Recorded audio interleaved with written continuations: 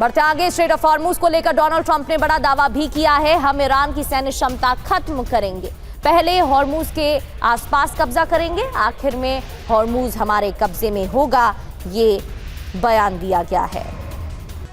Major general अनुज Mathur sir, Iran के लिए तो आसान है स्ट्रेट ऑफ हॉर्मुज में कब्जा करना, आसपास के ठिकानों पर कब्जा करना, क्या अमेरिका के लिए भी उतना आसान हो पाएगा जिस तरीके से डोनाल्ड ट्रंप की तरफ से बयान सामने आ रहे हैं? प्रगति देखिए, बिल्कुल नहीं हो पाएगा। आप 10,000 मील दूर बैठे हुए हैं और 10,000 मील दूर से आप किसी भी स्टेट के ऊपर इस प्रकार से कब्जा या नियंत्रण नहीं कर सकते। ईरान का जो एडवांटेज है, ईरान का भूगोल इस प्रकार का है कि वो उसको एक नेचुरल शक्ति देता है कि वो इसके ऊपर कब्जा करके, और क्योंकि ईरान को अपनी सेना नेवी लाने की आवश्यकता भी नहीं है। ईरान के जो शोर बेस्ड वेपन सिस्टम्स हैं, वो वेपन सिस्टम्स उसको पूरी तरह से कंट्रोल कर सकते हैं। और यही वजह है कि आप देखेंगे प्रगति पैटर्न में जो ईरान के शोर बेस्ड सिस्टम्स हैं उनके ऊपर लगातार हमले हो रहे हैं दक्षिणी ईरान के अंदर, पहली बात। दूसरी बात, जहां तक सवाल बाबल मंदेब का है, देखिए ये न केवल ऊर्जा बल्कि ये बहुत बड़ा समुद्री व्यापार यहां से हो रहा है। हम लोग अक्सर सिर्फ ऊर्जा की बात करके रुक जाते हैं।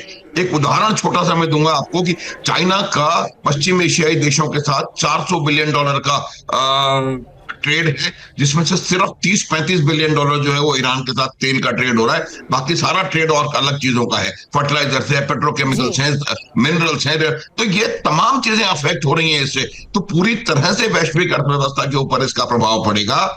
तो इसलिए एक बात बिल्कुल क्लियर है, अमेरिका की शुरू से नजर इस बात पे थी कि वो कैसे इस विश्व के सब सर्वाधिक संसाधन संपन्न क्षेत्रों में अपना प्रभुत्व बनाए और वहां पर आकर के उसको नियंत्रित कर सके। अमेरिका की तरफ से बयान भी सामने आ रहे हैं। सर, लौटूंगी आपके पास। एक और बड़ी खबर आ गई है इस बीच, दक्षिणी ईरान में अभी बड़ा हमला हुआ है। इस वक्त की ये बड़ी खबर है, अमेरिका के हमले में विध्वंसक तबाही भी देखने को मिल रही है। विस्फोट के साथ कई इमारतें जमींदोज हो गई हैं। तस्वीरें भी आपको दिखाएंगे, लेकिन खबर ये देखिए, तस्वीरें लाल घेरे के जरिए दिखाने की कोशिश आपको कर रहे हैं। एक के बाद एक धमाके, आग का गोला दिखाई देता है, आग की उगती लपटें नजर आ रही हैं और आसमान में धुआं छा गया। धमाका हुआ, विस्फोट के साथ कई इमारतें जमींदोज भी हो गई हैं।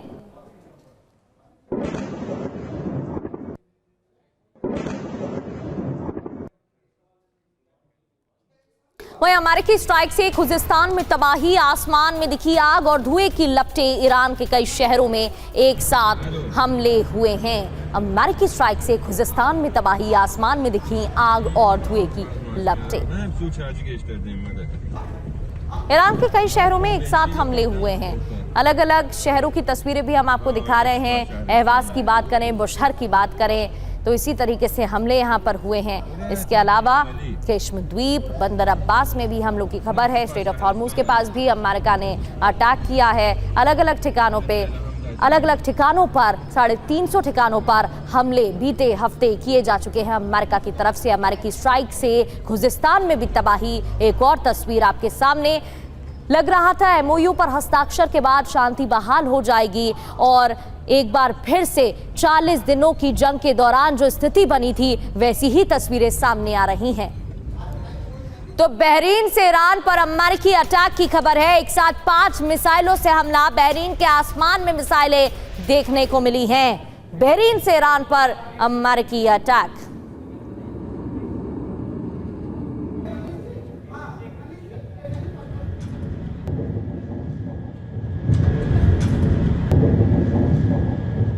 तो बहरीन से ईरान पर अमेरिकी अटैक की खबरें भी देखने को मिल रही हैं। एक साथ 5 मिसाइलों से हमला किया गया है और 3 बड़ी अहम खबरें तस्वीरों के साथ आपके सामने। दक्षिणी ईरान में अभी किया हुआ है। अमेरिका के हमले में विध्वंसक तबाही, आसमान में धुएं का गुबार देखने को मिला। ईरान के कई शहरों में इसी तरह से हमला किया गया है। बहरीन से ईरान पर हमले किए गए हैं। एक साथ 5 मिसाइलों से अमेरिकी अटैक और खबर यह भी है कि बहरीन से तो हाइमार्स सिस्टम से भी हमले किए गए हैं।